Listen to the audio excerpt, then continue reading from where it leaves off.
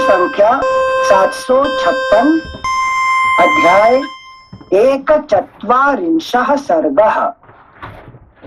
सुग्रीव का दक्षिण दिशा के स्थानों का परिचय देते हुए वहां प्रमुख वानर वीरों को भेजना। शुरू से पढ़ने से। इस प्रकार वानरों की बहुत बड़ी सेना को पूर्व दिशा में प्रस्थापित करके सुग्रीव ने दक्षिण दिशा की ओर चुने हुए वानरों को, जो भली भांति परख लिए गए थे, भेजा।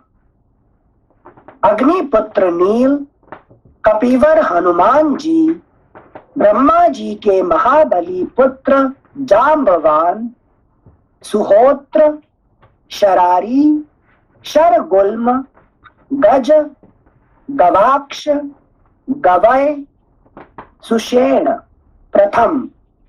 फुटनोट: सुषेण दो थे, एक तारा के पिता और दूसरा उनसे भिन्न वानर यूथपति था। फुटनोटेंस: वृषभ, मैंद, द्विविद, सुषेण द्वितीय। फुटनोट: यहाँ दक्षिण दिशा का विभाग किष्किंधा से न करके आर्यावर्त से किया गया है।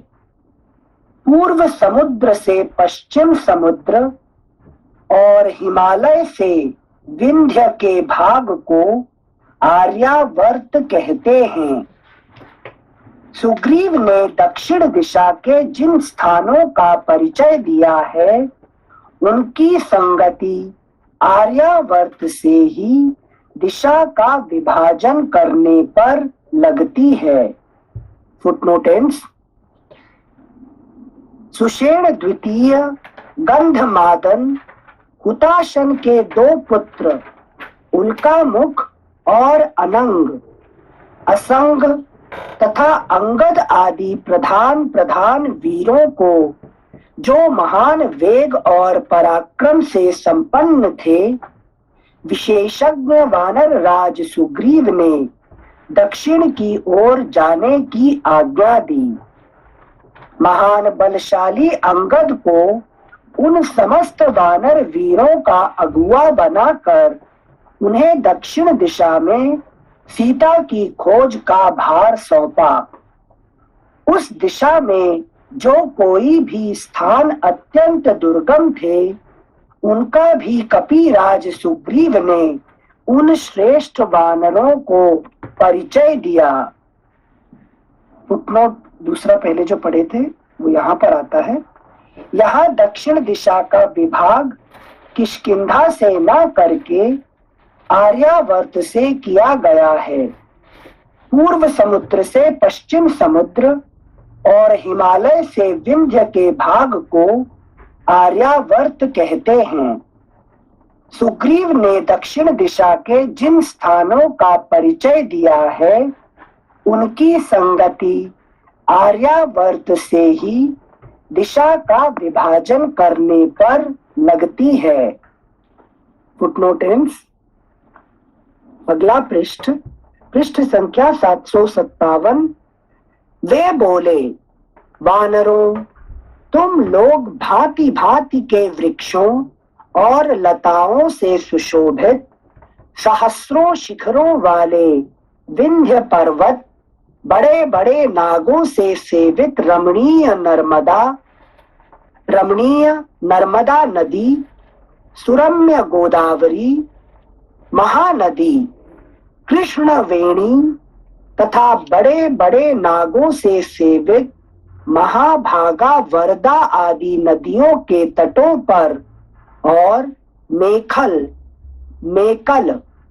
उत्कल एवं दशार्ण देश के नगरों में तथा आब्रवंती और अवंतीपुरी में भी सब जगह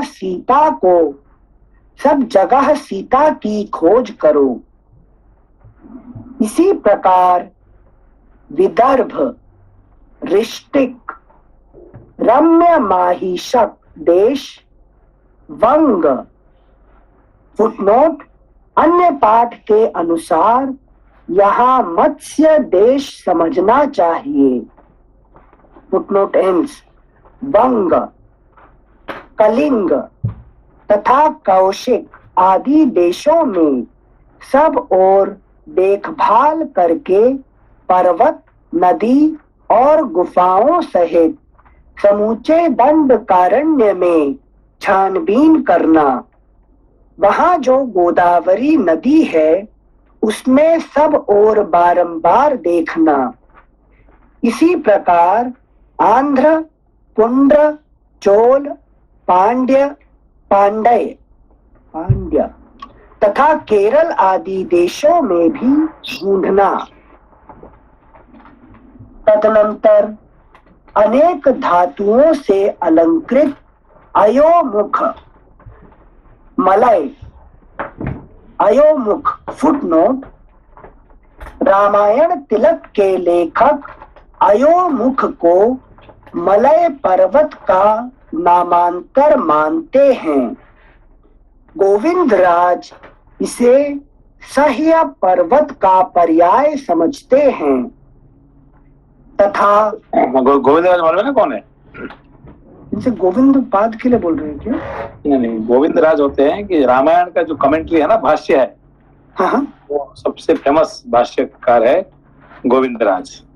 अच्छा अच्छा, ठीक है। जैसे जैसे शंकराचार्य गीता का उपनिषद का होते हैं, तो रामायण का जो भाष्यकार है गोविंदराज। लेकिन मतलब आपको कहीं पे कुछ हिंदी और इंग्लिश में मिलेगा तो बताइए, किसी को कुछ कहीं मिलेगा गोविंदराज का हिंदी या इंग्लिश मिलेगा तो थोड़ा बताइए उसको। अभी तक मुझे नहीं मिल रहा है, सिर्फ संस्कृत में मिल रहा है और इंग्लिश और हिंदी में नहीं मिल रहा है। गोविंदराज प्रणाम। गोविंदराज कहाँ के रहने वाले थे? वही साउथ है ही है, क्योंकि जितने कमेंट्री होते हैं ना, कमेंटेटर सारे साउथ के ही होते हैं।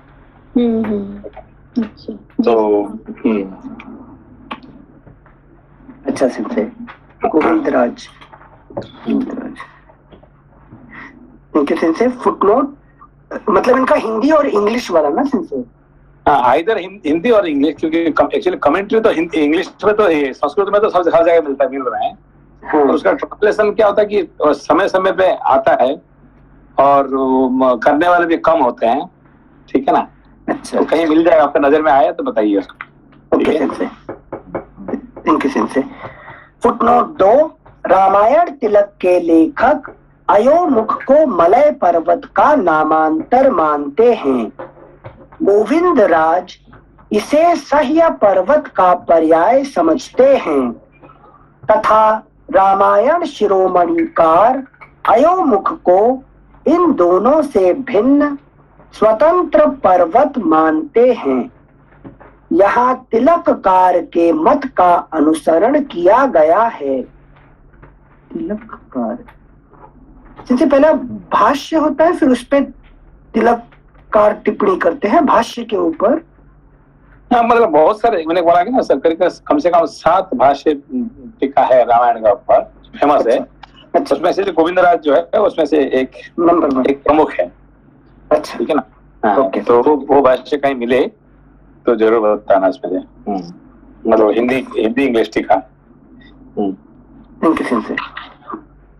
फुटनोट एंड्स श्लोक संख्या 13।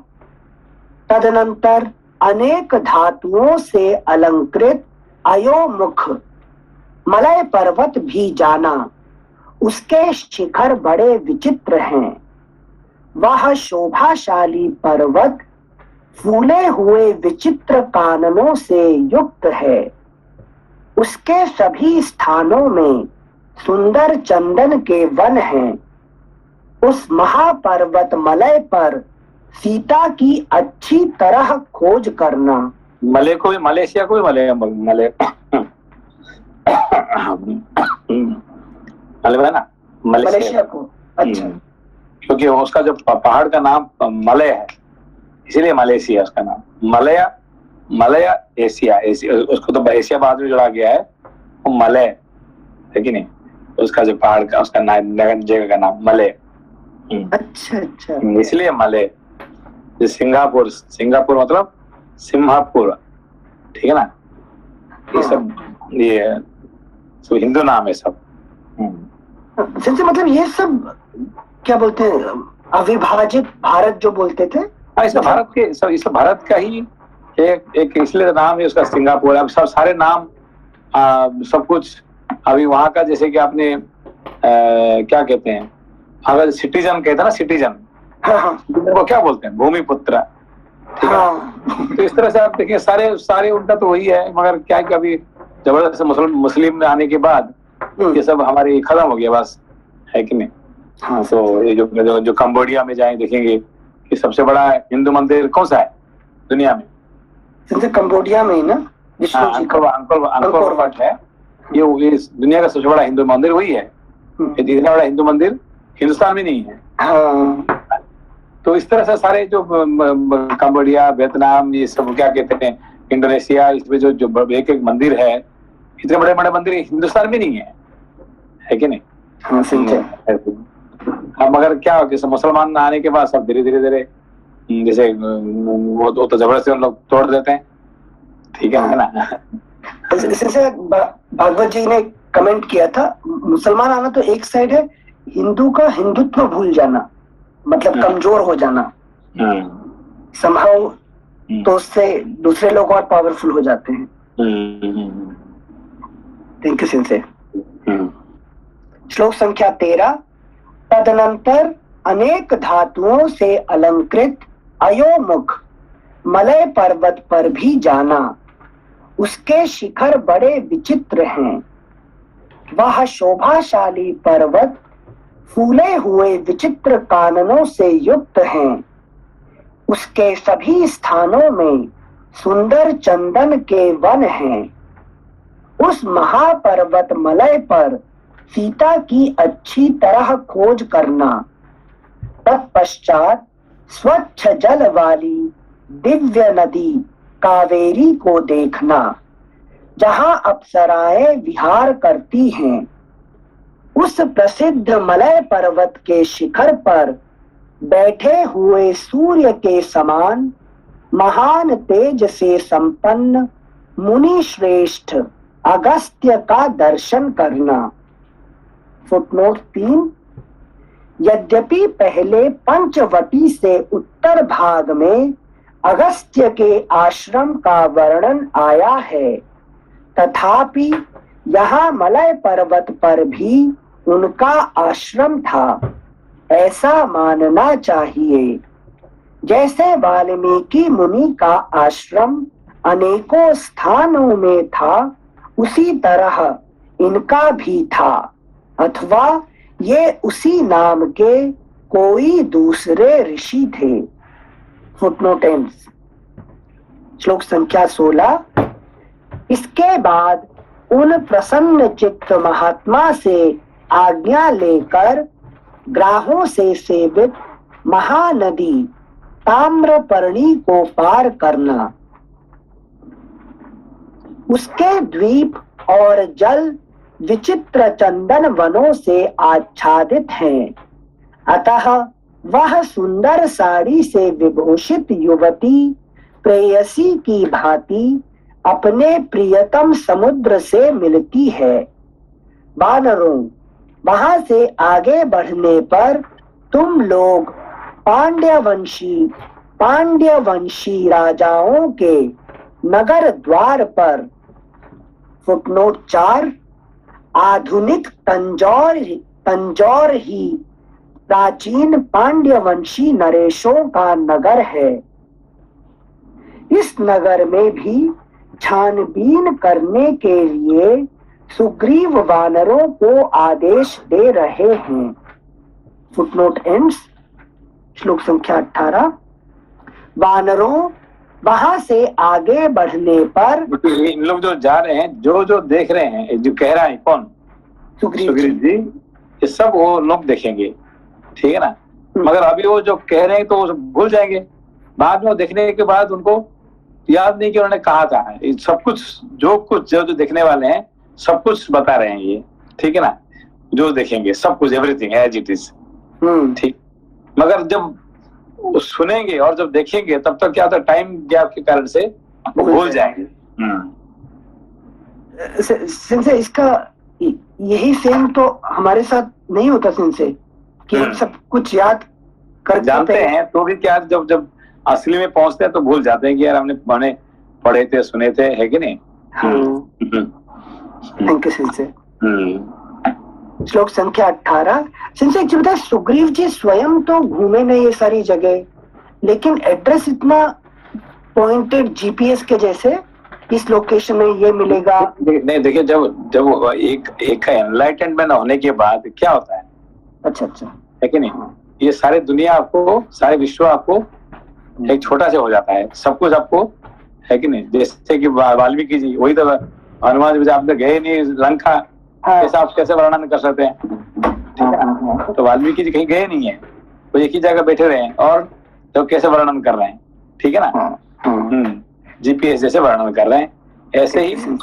हाँ, और वो तो मतलब ये भी चैलेंज कर दिए थे कि आपका कलर आपने अलग बताया था, तो उसका भी एक्सप्लेनेशन आ गया। ठीक है। Thank you sensei. श्लोक संख्या 18। वानरों, वहां से आगे बढ़ने पर तुम लोग पांड्यवंशी राजाओं के नगर द्वार पर लगे हुए सुवर्णमय कपाट का दर्शन करोगे, जो मुक्तामणियों से विभूषित एवं दिव्य है। सुना कभी ये जो कहानी? श्रेषा जी, have you heard this? मुक्तामणि? नहीं, ये जो तंजौर में जो सोने का द्वार होता है, मालूम है आपको? मुझे नहीं मालूम।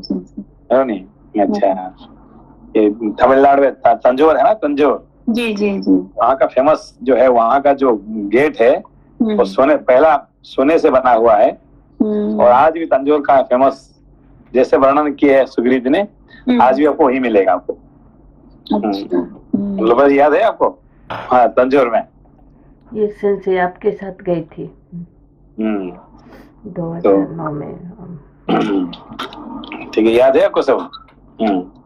और अगस्त्य का आपने, हाँ सिंसे वो याद है के बारे में। हाँ, वो सिंसे याद है। फिर वो जो उस एरिया में, जब तमिलनाडु में, तो जहाँ जाते हैं सिंसे, वो अपने अगस्त्य जी का नाम अगस्त्य जी का नाम है सिंसे। हाँ, याद है। ठीक है। सिंसे सॉरी, तंजौर की गुफाएं हैं क्या? नहीं, तंजौर इज स्मॉल सिटी, जैसे कि आपने वाराणसी हुआ है, हरिद्वार हुआ है, ऐसे है ना? एक छोटा स्पिरिचुअल सिटी है। अच्छा। पुराने समय से, और बड़े बड़े अच्छे मंदिर है वहाँ पे। और वहाँ जो कल्चर है वहाँ पे, जो ये है सब बढ़िया, लेकिन हिंदू धर्म का एक गढ़ है वो, ठीक है ना, साउथ में। हाँ, thank you sensei. I think Sensei had told that's called Tanjavur, I think Sensei. Now it's becoming their short form Tanjore, but that time Sensei said Tanjavur. And if I remember correctly, Sensei वो बोले थे क्या, कौन सा वंश जैसे होता ना, चोला वंश के बोले थे तभी थोड़ा। चोला वंश। Thank you sensei. श्लोक संख्या 18। वानरों, वहां से आगे बढ़ने पर तुम लोग पांड्यवंशी राजाओं के नगर द्वार पर लगे हुए सुवर्णमय कपाट का दर्शन करोगे, जो मुक्तामणियों से विभूषित एवं दिव्य है। तत्पश्चात समुद्र के तट पर जाकर उसे पार करने के संबंध में अपने कर्तव्य का भली भांति निश्चय करके उसका पालन करना। महर्षि अगस्त्य ने समुद्र के भीतर एक सुंदर सुवर्णमय पर्वत को स्थापित किया है, जो महेंद्रगिरी के नाम से विख्यात है। उसके शिखर तथा वहां के वृक्ष विचित्र शोभा से संपन्न हैं। वह शोभाशाली पर्वत श्रेष्ठ समुद्र के भीतर गहराई तक घुसा हुआ है। नाना प्रकार के खिले हुए वृक्ष और लताएं उस पर्वत की शोभा बढ़ाती हैं। देवता, ऋषि, श्रेष्ठ यक्ष और अप्सराओं की उपस्थिति से उसकी शोभा और भी बढ़ जाती है। सिद्धों और चारणों के समुदाय वहां सब ओर फैले रहते हैं। इन सब के कारण महेंद्र पर्वत अत्यंत मनोरम जान पड़ता है। सहस्रनेत्रधारी इंद्र, अगला पृष्ठ, पृष्ठ संख्या 758। सहस्रनेत्रधारी इंद्र प्रत्येक पर्व के दिन उस पर्वत पर पदार्पण करते हैं। उस समुद्र के उस पार एक द्वीप है जिसका विस्तार 100 योजन है। वहां मनुष्यों की पहुंच नहीं है। वह जो दीप्तिशाली द्वीप है उसमें चारों ओर पूरा प्रयत्न करके तुम्हें सीता की विशेष रूप से खोज करनी चाहिए। वही देश इंद्र के समान तेजस्वी दुरात्मा राक्षस राज रावण का, जो हमारा वध्य है, निवास स्थान है। उस दक्षिण समुद्र के बीच में अंगार का नाम से प्रसिद्ध एक राक्षसी रहती है। उस दक्षिण समुद्र के बीच में अंगार का नाम से प्रसिद्ध एक राक्षसी रहती है, जो छाया पकड़कर ही प्राणियों को खींच लेती और उन्हें खा जाती है। उस लंका द्वीप में जो संदिग्ध स्थान हैं, उन सब में इस तरह खोज करके जब तुम उन्हें संदेह रहित समझ लो और तुम्हारे मन का संशय निकल जाए, तब तुम लंका द्वीप को भी लांघ कर आगे बढ़ जाना और अमित तेजस्वी महाराज श्री राम की पत्नी का अन्वेषण करना। लंका को लांघ कर आगे बढ़ने पर 100 योजन विस्तृत समुद्र में एक पुष्पितक नाम का पर्वत है, जो परम शोभा से संपन्न तथा सिद्धों और चारणों से सेवित है। श्लोक संख्या 28 एक बार फिर पढ़ रहे हैं। लंका को लांघ कर आगे बढ़ने पर 100 योजन विस्तृत समुद्र में एक पुष्पितक नाम का पर्वत है, जो परम शोभा से संपन्न तथा सिद्धों और चारणों से सेवित है। वह चंद्रमा और सूर्य के समान प्रकाशमान है तथा समुद्र के जल में गहराई तक घुसा हुआ है। वह अपने विस्तृत शिखरों से आकाश में रेखा खींचता हुआ सा सुशोभित होता है। उस पर्वत का एक सुवर्णमय शिखर है, जिसका प्रतिदिन सूर्य देव सेवन करते हैं। उसी प्रकार इसका एक रजतमय श्वेत शिखर है, जिसका चंद्रमा सेवन करते हैं। कृतघ्न, नृशंस और नास्तिक पुरुष उस पर्वत शिखर को नहीं देख पाते हैं। श्लोक संख्या 30 एक बार फिर से पढ़ रहे हैं। उस पर्वत का एक सुवर्णमय शिखर है, जिसका प्रतिदिन सूर्य देव सेवन करते हैं। उसी प्रकार इसका एक रजतमय श्वेत शिखर है, जिसका चंद्रमा सेवन करते हैं। कृतघ्न, नृशंस और नास्तिक पुरुष उस पर्वत शिखर को नहीं देख पाते हैं। वानरों, तुम लोग मस्तक झुकाकर उस पर्वत को प्रणाम करना और वहां सब ओर सीता को ढूंढना। उस दुर्धर्ष पर्वत को लांघकर आगे बढ़ने पर सूर्यवान नामक पर्वत मिलेगा। वहां जाने का मार्ग बड़ा दुर्गम है और वह पुष्पितक से 14 योजन दूर है। सूर्यवान को लांघ कर जब तुम लोग आगे जाओगे तब तुम्हें वैद्युत नामक पर्वत मिलेगा। वहां के वृक्ष संपूर्ण मनोवांछित फलों से युक्त और सभी ऋतुओं में मनोहर शोभा से संपन्न हैं। वानरों, उनसे सुशोभित वैद्युत पर्वत पर उत्तम फल मूल खाकर और सेवन करने योग्य मधु पीकर तुम लोग आगे जाना। फिर कुंजर नामक पर्वत दिखाई देगा जो नेत्रों और मन को भी अत्यंत प्रिय लगने वाला है। उसके ऊपर विश्वकर्मा का बनाया हुआ महर्षि अगस्त्य का एक सुंदर भवन है। फुटनोट 1, यह महर्षि अगस्त्य का तीसरा स्थान है। Footnote ends. श्लोक संख्या 35।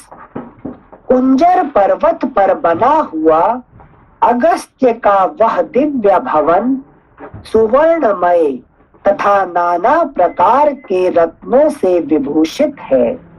उसका विस्तार 1 योजन का और ऊंचाई 10 योजन की है। उसी पर्वत पर सर्पों की निवास भूता एक नगरी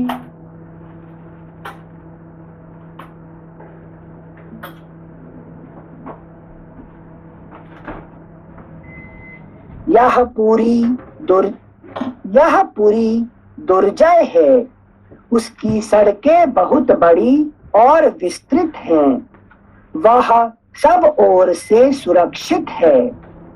तीखी दाढ़ वाले महाविषैले भयंकर सर्प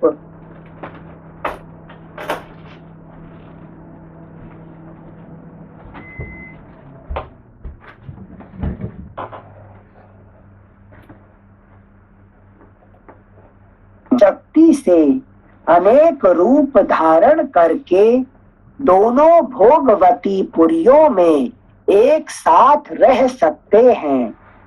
अगला पृष्ठ संख्या 749। तुम्हें विशेष रूप से उस भोगवती पुरी में प्रवेश करके वहां सीता की खोज करनी चाहिए।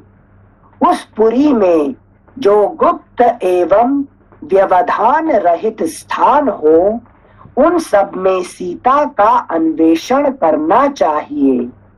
उस प्रदेश को लांघकर आगे बढ़ने पर तुम्हें ऋषभ नामक महान पर्वत मिलेगा।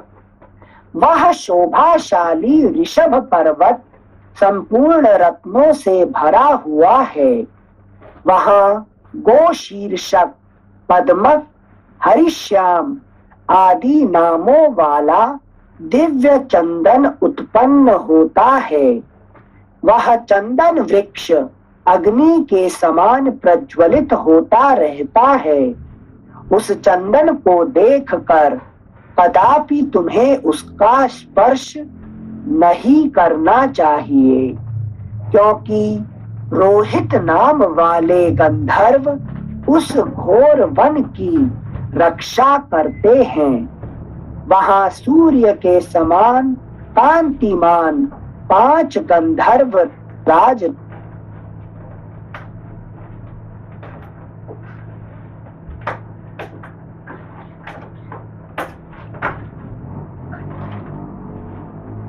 और बभ्रू। उस ऋषभ से आगे पृथ्वी की अंतिम सीमा पर सूर्य, चंद्रमा तथा अग्नि के तुल्य तेजस्वी पुण्य कर्मा पुरुषों का निवास स्थान है। अतः वहां दुर्धर्ष स्वर्ग विजयी वास करते हैं। उससे आगे अत्यंत भयानक पितृलोक है। श्लोक संख्या 43 एक बार फिर से पढ़ रहे हैं। उनके नाम ये हैं शैलूष, ब्राह्मणी, शिक्षा, शिग्रु, शुक और बब्रू। उस ऋषभ से आगे पृथ्वी की अंतिम सीमा पर सूर्य, चंद्रमा तथा अग्नि के तुल्य तेजस्वी पुण्य कर्मा पुरुषों का निवास स्थान है। अतः वहां दुर्धर्ष, स्वर्ग विजयी, स्वर्ग के अधिकारी पुरुष ही वास करते हैं। उससे आगे अत्यंत भयानक पितृलोक है। वहां तुम लोगों को नहीं जाना चाहिए। यह भूमि यमराज की राजधानी है, जो कष्टप्रद अंधकार से आच्छादित है। वीर वानर पुंगवों, हाँ, तो वहीं तक जाना जहाँ तक पितृलोक तक नहीं जाना, ठीक है ना। हाँ। पितृलोक से पहुंचे उससे निकल जाना, क्योंकि यमराज का जगह है, ठीक है ना। थैंक यू से। श्लोक संख्या 45। वीर वानर पुंगवों, बस दक्षिण दिशा में इतनी ही दूर तक तुम्हें जाना और खोजना है। उससे आगे पहुंचना असंभव है, क्योंकि उधर जंगम प्राणियों की गति नहीं है। जगह मतलब क्या है? जगह क्या है? जैसे चलने वाले जो तो मतलब मनुष्य, जानवर, जीव जो भी हैं, चलायमान जीव जो हैं, वो उसको क्रॉस करके आगे नहीं जा सकते। तो मतलब मृत्यु के पश्चात ही यमराज पितृलोक। जब तक शरीर है तब तक नहीं जाना चाहिए। शरीर जाने के बाद फिर आप अपना जा सकते हैं, लेकिन आत्मा जा सकता है, शरीर वहां पे नहीं जाना चाहिए। हाँ सेंसे जी बताइए, पूर्व दिशा में जब जाने लग गए तब भी सुग्रीव जी ने सीमा निर्धारित कर दी और बता दिया इसके आगे इंद्रदेव नहीं। चारों जगह में उन्होंने निश्चित किए हैं।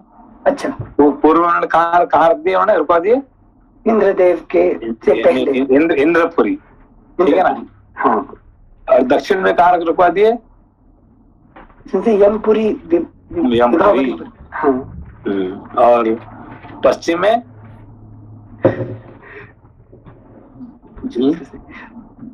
वायुदेव, वरुणदेव, याद करिए, वरुणपुरी। हाँ, है कि नहीं।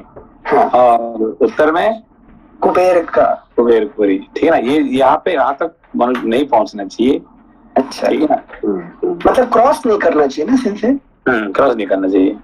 अच्छा सिंसे, बट कुबेरपुरी मतलब हम हिमालय में तो दर्शन करने जाते हैं, तो कुबेरपुरी में नहीं गिनते वहां पे कैलाश पर्वत। हाँ, मतलब वहां तो नॉर्मली जाते नहीं ना लोग, जाते तो वहीं द्वार तक जाके आ जाते हैं।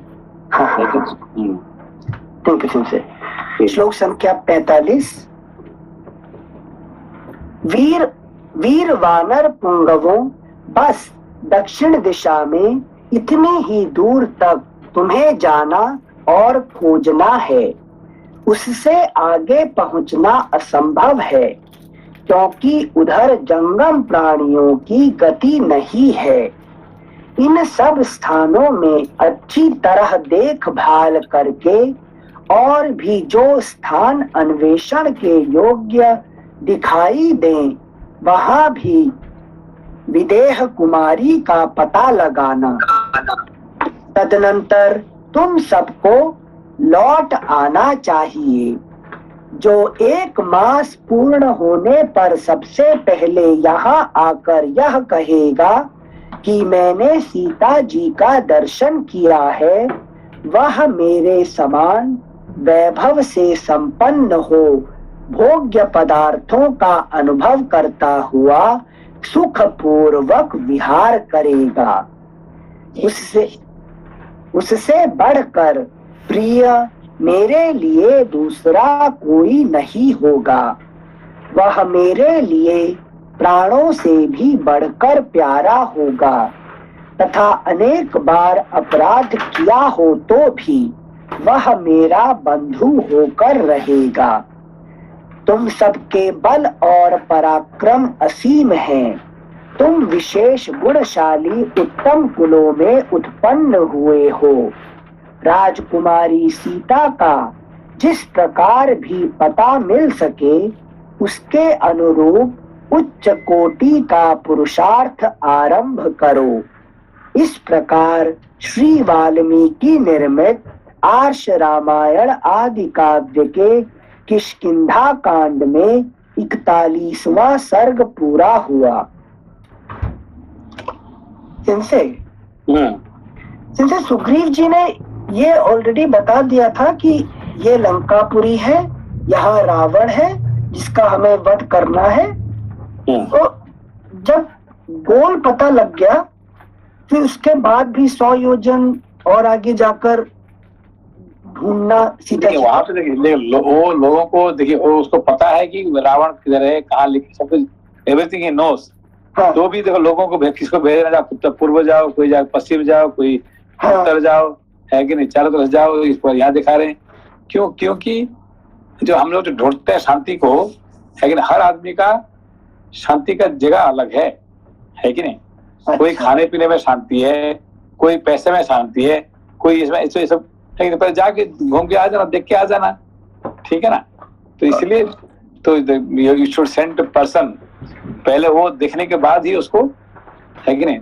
अभी सोचता है कि भाई देखो मैं जाके जब तक ये नहीं करूं तब तक मुझे कहाँ आनंद मिलेगा, ठीक है ना। तो जाओ, हम वहां पे देख के आ जाना, ठीक है ना। अच्छा अच्छा, थैंक यू सिंसे। अगला अध्याय 244 सर्गः। सुग्रीव का पश्चिम दिशा के स्थानों का। जी सिंसी, अभी जैसे आपने लास्ट टाइम बताया था कि he has given 1 month time to each one of them, and still he is sending them to other direction. So वो तो definitely उधर से वापस तो आ जाएगा, but he won't be like finding anything, right? उसका टाइम वेस्ट हो गया। यहाँ पे टाइम वेस्ट नहीं है।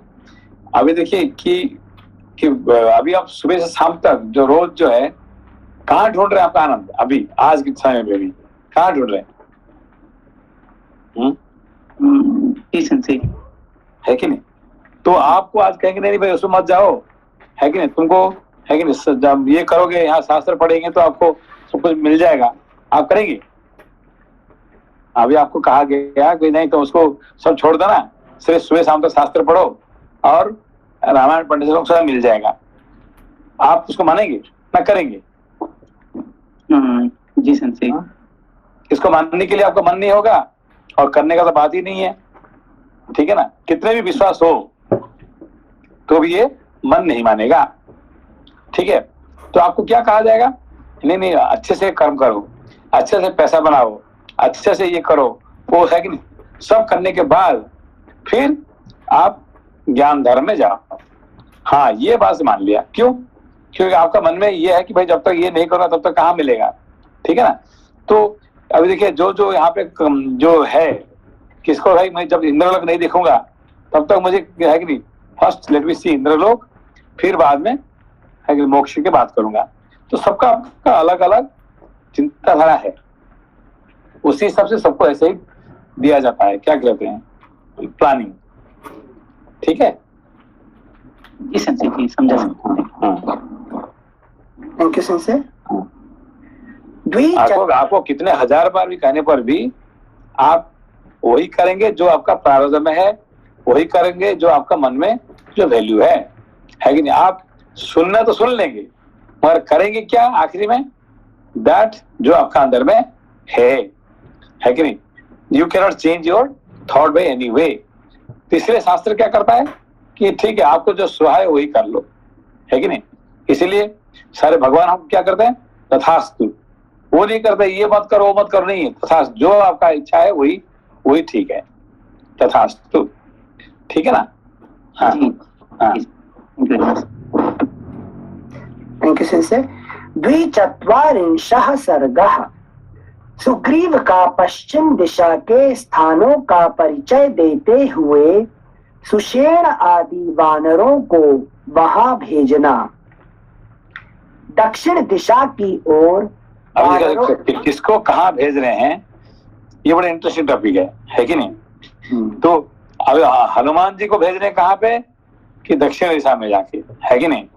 ये सब जब मुखिया कौन कर, हनुमान, जाम्बवान, है कि नहीं? तो वहां भेज रहे हैं। और वहां लीडर कौन है? अंगद ना सब। हाँ, अंगद। तो देखो इतने, जहाँ पे हनुमान जी है, जहाँ जाम्बवान जी है, जहाँ तो बड़े बड़े है, तो वहां पे अंगद को बनाने का क्या जरूरत है?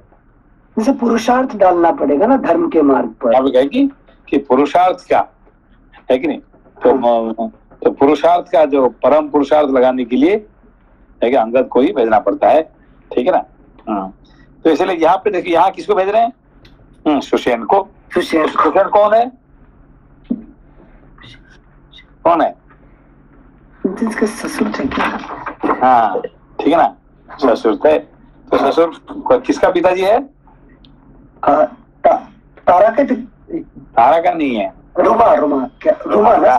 हाँ, तो जो जिसका एंजॉयमेंट करने का, एंजॉयमेंट कौन सा एंजॉयमेंट, सबसे अच्छा एंजॉयमेंट कहाँ होता है? वरुण लोक से। वरुण लोक में। तो उनको वहीं ना भेजेंगे, तो उनको बोले तुम जाओ दक्षिण दिया जाओ, वो तो बोर हो जाएगा बेचारा है कि नहीं? हाँ, तो मतलब नहीं भेज रहे हैं, मतलब बेसिकली एज अ जीव मैं जहाँ जाना चाहता हूँ। लेकिन आप सुषेण को भेजेगा, तुम जाओ कहाँ, दक्षिण से जाओ, हनुमान जी के साथ जाओ, वहाँ पे लंका में गए, बोले यार लंका जाके मैं क्या करूँ वहाँ पे, म्यूजिक नहीं मिलेगा तो दैट इज इंटरेस्टिंग टॉपिक। दक्षिण दिशा की ओर वानरों को भेजने के पश्चात राजा, अगला पृष्ठ संख्या 760, राजा सुग्रीव ने तारा के पिता और अपने श्वशुर सुषेण नामक वानर के पास जाकर उन्हें हाथ जोड़कर प्रणाम किया और कुछ कहना आरंभ किया। सुषेण मेघ के समान काले और भयंकर पराक्रमी थे। उनके सिवा महर्षि मरीचि के पुत्र महाकपि अर्चिष्मान भी वहां उपस्थित थे, जो देवराज इंद्र के समान तेजस्वी तथा शूरवीर श्रेष्ठ वानरों से घिरे हुए थे। उनकी कांति विनता नंदन गरुड़ के समान थी। वे बुद्धि और पराक्रम से संपन्न थे। उनके अतिरिक्त मरीचि के पुत्र मारीच नाम वाले वानर भी थे, जो महाबली और अर्चिरमाल्य नाम से प्रसिद्ध थे। इनके सिवा और भी बहुत से ऋषि कुमार थे, जो वानर रूप में वहां विराजमान थे। सुषेण के साथ उन सबको सुग्रीव ने पश्चिम दिशा की ओर जाने की आज्ञा दी और कहा, कपिवरों, आप सब लोग 2 लाख वानरों को साथ ले सुषेण जी की प्रधानता में पश्चिम को जाइए और विदेह नंदिनी सीता की खोज कीजिए।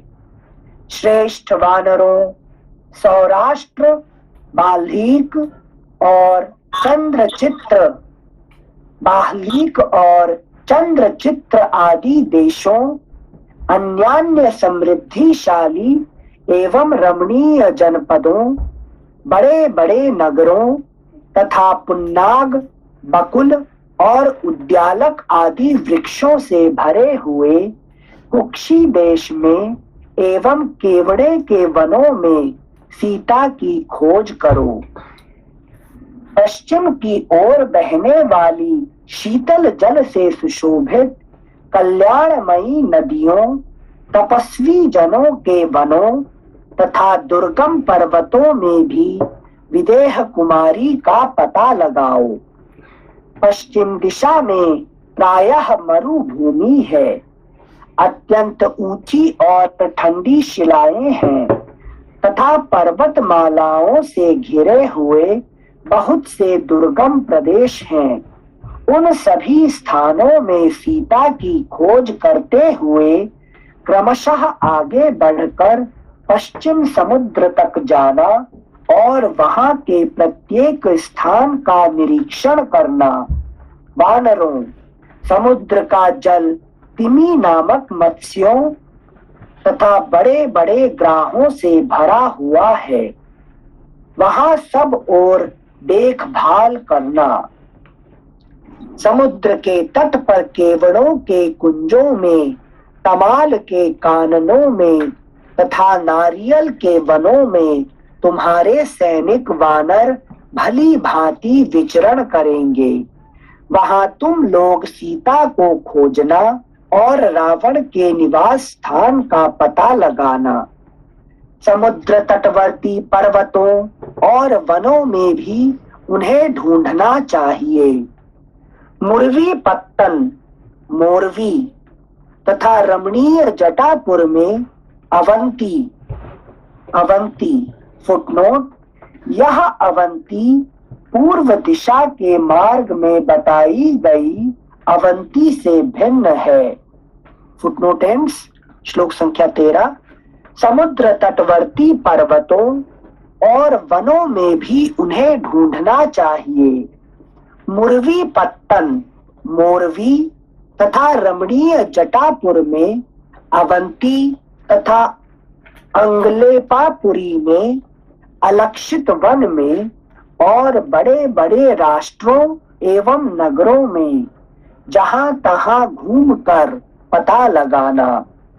सिंधु नद और समुद्र के संगम पर सोमगिरी नामक एक महान पर्वत है जिसके 100 शिखर हैं। वह पर्वत ऊंचे ऊंचे वृक्षों से भरा है। उसकी रमणीय चोटियों पर सिंह नामक पक्षी रहते हैं जो तिमी नाम वाले विशालकाय मत्स्यों और हाथियों को भी अपने घोंसलों में उठा लाते हैं। सिंह नामक पक्षियों के उन घोंसलों में पहुंचकर उस पर्वत शिखर पर उपस्थित हुए जो हाथी हैं, वे उस पंखधारी सिंह से सम्मानित होने के कारण गर्व का अनुभव। जो हमारे जब पहले हमारा कहता जो डायनासोर्स जो आकाश में उड़ते थे, हाँ है कि नहीं? हाँ हाँ, वो इनके बारे में ये कह रहे हैं, ये इतने बड़े बड़े सिंह जैसे है, लेकिन वो क्या करते, बड़े बड़े जैसे क्या कितने हाथियों को भी उठा लेते। हाँ उठा लेते थे। यही उनका है कि जो अभी साइंस कह रहे हैं डायनासोर्स थे, ऐसे थे ऐसे थे, अब यहाँ पे भी वर्णन है वास्तव, है कि नहीं? अरे वाह, थैंक यू सिंसे। सिंसे तिमी मतलब तिमिंगल जो बोलते हैं वो छोटे छोटे जीव के लिए नहीं बोल रहे ना? नहीं तिमी मतलब ये है, क्या कहते हैं जो वेल। अच्छा, थैंक यू सिंसे। वेल और शार्क, ठीक है ना? हाँ सिंसे, थैंक यू। श्लोक संख्या 17। सिंह नामक पक्षियों के उन घोंसलों में पहुंचकर उस पर्वत शिखर पर उपस्थित हुए जो हाथी हैं, वे उस पंखधारी सिंह से सम्मानित होने के कारण गर्व का अनुभव करते और मन ही मन संतुष्ट होते हैं। इसीलिए मेघों की गर्जना के समान शब्द करते हुए उस पर्वत के जलपूर्ण विशाल शिखर पर चारों ओर विचरते रहते हैं। सोमगिरी का गगनचुंबी शिखर सुवर्णमय है। उसके ऊपर विचित्र वृक्ष शोभा पाते हैं। इच्छानुसार रूप धारण करने वाले वानरों को चाहिए कि वहां के सब स्थानों को शीघ्रता पूर्वक अच्छी तरह देख लें। अगला पृष्ठ संख्या 761। Anil sir, 1 minute. सिंसे एक बेसिक प्रश्न है। अभी जो देखेंगे कि जब सुग्रीव को मतलब कि मार पड़ा तो उठ के अभी इतना एक्टिवली सारे वानर को इंस्ट्रक्शन दे रहे हैं कि कौन कौन से दिशा में जाएंगे सीता को ढूंढने में। तो ये जो 4 महीना सो के रहे थे, तो ये और सडनली जब उनको मार पड़ा, उठ के इतने एक्टिवली कर रहे हैं, तो वो क्या मतलब उसका कारण क्या था? कि उनको तो सब कुछ ज्ञान पता है कि, और इनके मतलब दिमाग में तो सब कुछ था रेडी होके कि खाली अभी तो उठ के इंस्ट्रक्शन दे रहे हैं, तो पहले क्यों नहीं किए कि मार पड़ने तक वेट किए? देखिए, अभी एक बात है कि आपने इतने सारे शास्त्र पढ़ा कि नहीं पढ़ा, तो शास्त्र पढ़ने के टाइम सारे तो अंदर में भरा हुआ है, सब कुछ पता है, और आपको नॉर्मली पूछने पर क्या होता है, आपका आदमी कुछ भूल गया, कुछ याद नहीं है, ठीक है ना। तो ऐसे जैसे लक्ष्मण जी का जो मार पड़ा है, मतलब क्या है, जैसे आपका अर्थक्वेक के टाइम पे आप उस टाइम सुबह शाम पे क्या करते थे? नौकरी करते थे क्या? जब अर्थक्वेक के समय पे आप सुबह से अर्ली मॉर्निंग से रात को, है कि नहीं, 11-12 बजे तक पूरा मतलब 18 घंटा तक नौकरी करते थे क्या? 18 घंटा शास्त्र पढ़ते थे, 18 घंटा पूरा इसमें लगे रहते थे, लेकिन तीर्थ जाना और शास्त्र पढ़ना, है कि नहीं। तो क्या हुआ था, क्यों ऐसे कर रहे थे उस समय पे? वैराग्य आ रहा है, वैराग्य का मार था वो लक्ष्मण जी का, उसको कहते लक्ष्मण जी का मार है, वही उसी को तो लक्ष्मण जी का मार जब पड़ता है, जो मनुष्य बीमारी होता है कि नहीं, तब जब अपना कौन जैना जी जब हॉस्पिटल में थे, तो 24 घंटा पूरा गीता को अपना साइकिल पिलो बना के रखते थे, है कि 24 घंटा, है कि नहीं। हाँ, तो अब उनको समय नहीं है, तो मनुष्य क्या करता है, लक्ष्मण जी का मार पड़ने पर ही मनुष्य ऐसे करता है।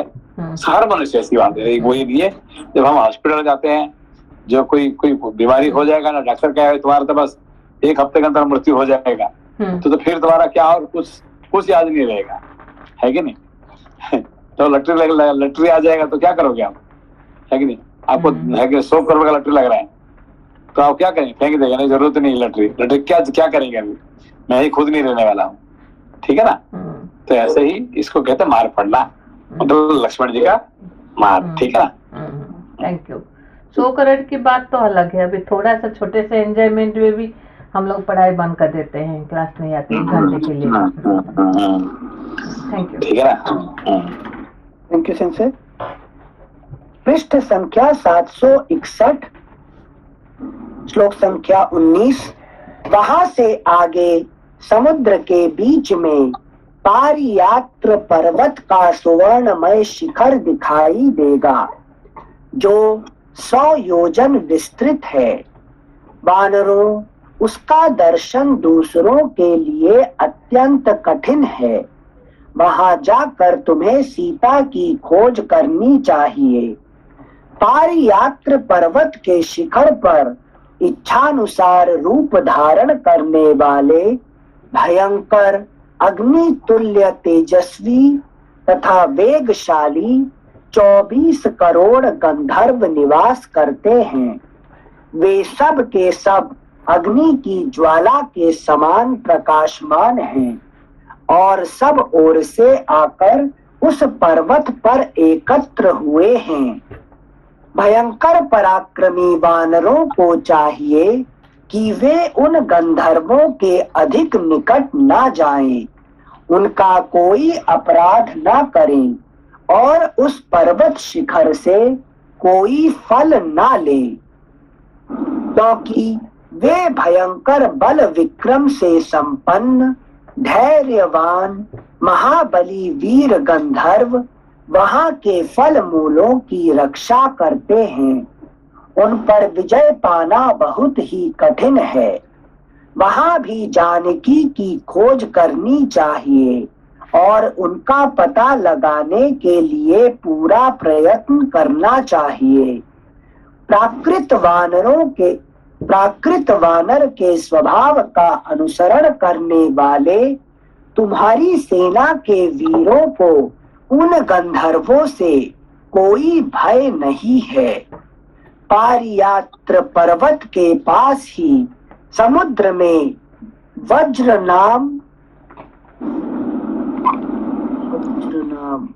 नाम से प्रसिद्ध एक बहुत ऊंचा पर्वत है, जो नाना प्रकार के वृक्षों और लताओं से व्याप्त दिखाई देता है। वह वज्रगिरी वैदूर्य मणि के समान नील वर्ण का है।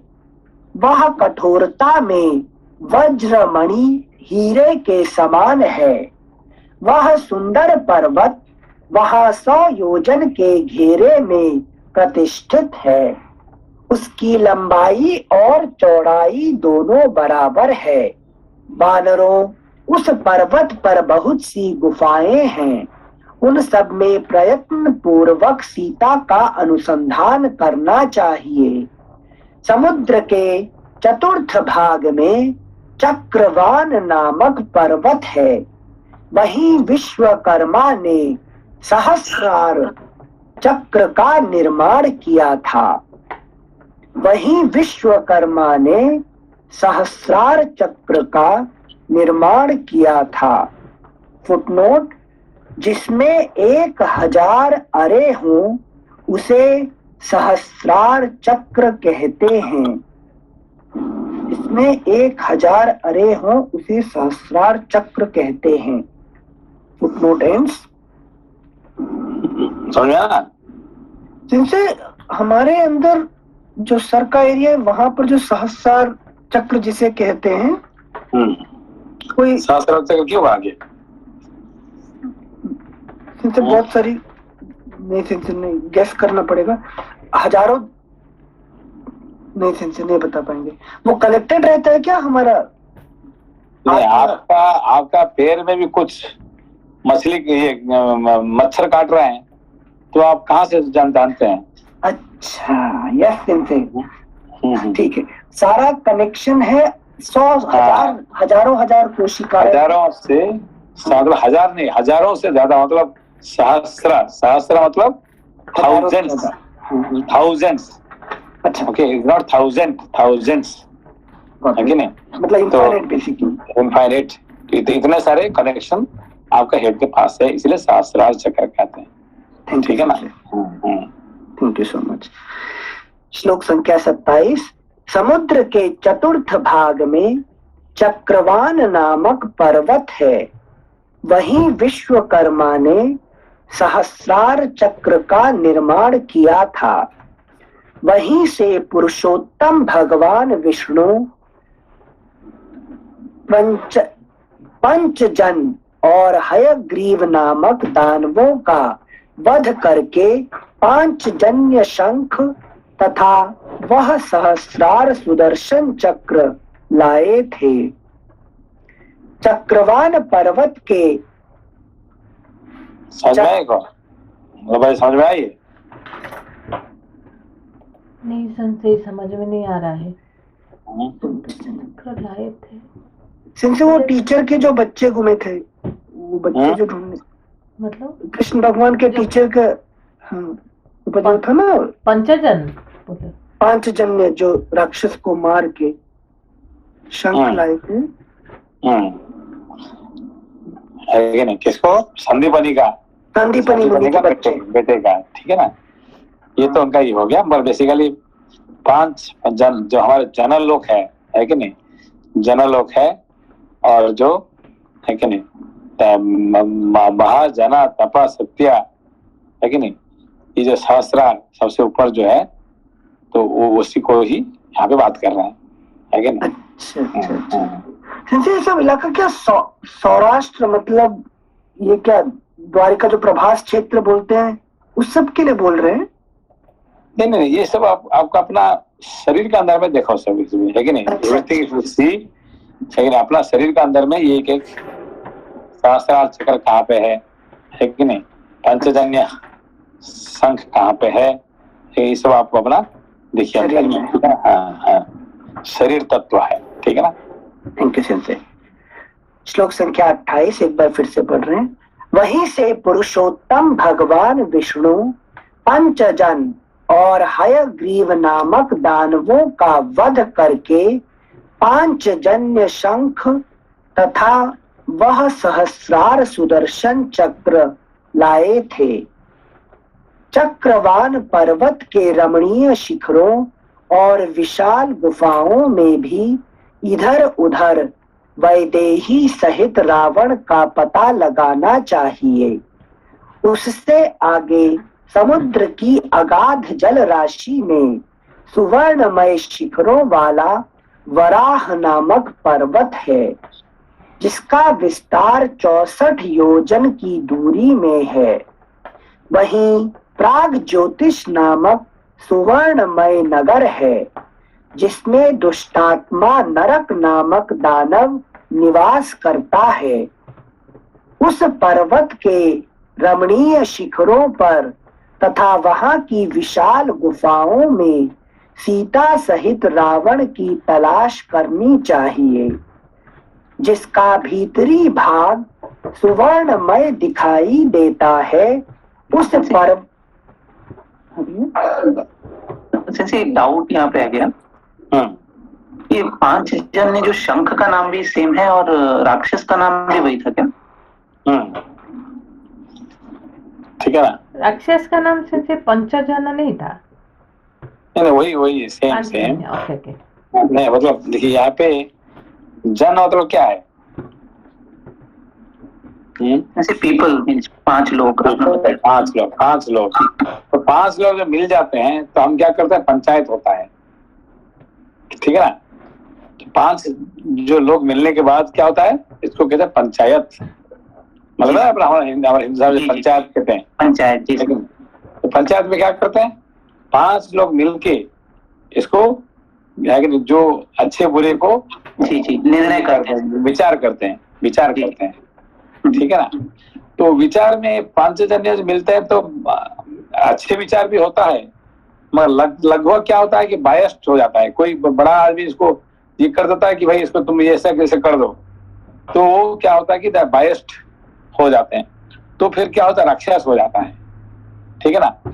तो जो 5 जन का जो पंचायत का जो डिसीजन होता है, हमेशा ये नहीं कि भाई जो पंचायत निर्णय करता है वो हमेशा अच्छा रहता है, ऐसा नहीं है।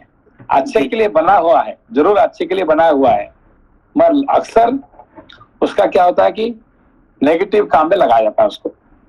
कोई एक बड़ा आदमी उसको ये कर देता है कि भाई तुम उसको इसको ये कर दो तो मार दूंगा, मतलब ठीक है यार। वो उसके बाद सुन के उन्होंने क्या कर दिए, निर्णय कर दिए, है कि नहीं। तो ये इसको कहता है राक्षस, है कि नहीं। तो भगवान कृष्ण घात में ये पंचायत आ जाने से क्या होता है, वो है कि पंचजन्य शंख हो जाता है। अभी समझ बात को, पंचजन्य वो राक्षस होता है और पंचजन्य शंख होता है। तो पंचजन्य को, पंचायत को लगा के भगवान कृष्ण क्या करते हैं कि दुनिया को जीतते हैं पंचजन्य से, है कि नहीं। 5 लोग मिलने के बाद हमको क्या करना चाहिए, अच्छे निर्णय करना चाहिए। मगर अक्सर क्या करते हैं हम लोग, हम राक्षस वृत्ति करते हैं, उसको खराब करते हैं, ठीक है। आज समझा पंचजन्य? जी सेंसे जी। ठीक है। जैसे भगवान कृष्ण जब इसको बजाएंगे पंचजन्य को, तो हमेशा उसमें से जो है सही निर्णय होंगे, सही विचार होंगे। हाँ, क्योंकि भगवान पंचजन्य लगाते हैं तो उसमें कोई, क्योंकि भगवान का है कि नहीं, वो जो 5 लोगों को पंचायत को इस्तेमाल करेंगे तो उसमें से कभी गलत निर्णय नहीं होगा, गलत बात नहीं होगा। हमेशा 5 आदमी अच्छे ही बात करेंगे, है कि नहीं। नेगेटिव बात करेंगे नहीं है। मगर साधारण मनुष्य दुनिया में 5 जने मिलते हैं, क्या होता है कि नहीं, उसको बुरा ही करते हैं, है कि नहीं। कोई गुंडा, अभी के गुंडा ने कोई किसको चोरी कर दिया, ठीक है ना। आप 5 आदमी मिलके क्या करेंगे, गुंडा ने धमकी देगा 5 को, भाई तुम मेरे विरुद्ध में कहोगे तुम 5 को मार दोगे, इसीलिए तुम क्या करोगे कि मेरा सपोर्ट करो। अब वो ये 5 आदमी जो 5 बूढ़े बैठे वहां पे, वो गुंडे को सपोर्ट करेंगे कि जो बेचारा फंसा हुआ उसको सपोर्ट करेंगे, है कि नहीं। तो इसीलिए क्या करते हैं, पंचजन्य क्या होता है, ये हमेशा राक्षस वृत्ति काम करता है, ठीक है ना। तो मगर भगवान कृष्ण का हाथ में आने से वो शंख बन जाता है। अच्छा जी, थैंक यू सेंसे। श्लोक संख्या 32।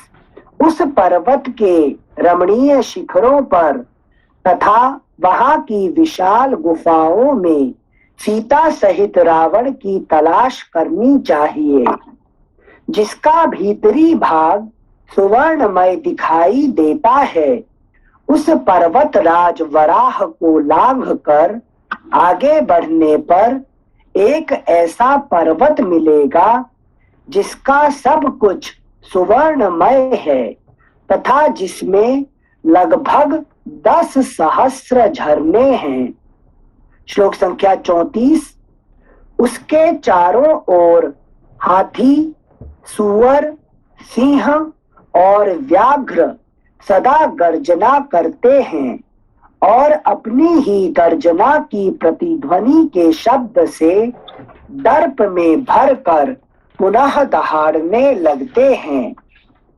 अगला पृष्ठ, पृष्ठ संख्या 762। उस पर्वत का नाम है मेघगिरी, जिस पर देवताओं ने हरित रंग के अश्व वाले श्रीमान पाक शासन इंद्र को राजा के पद पर अभिषिक्त किया था। देवराज, अभी वही रखते हैं। ठीक है सर, ओके। नमस्ते मैडम सर। से नमस्ते नमस्ते नमस्ते सर। नमस्ते नमस्ते नमस्ते।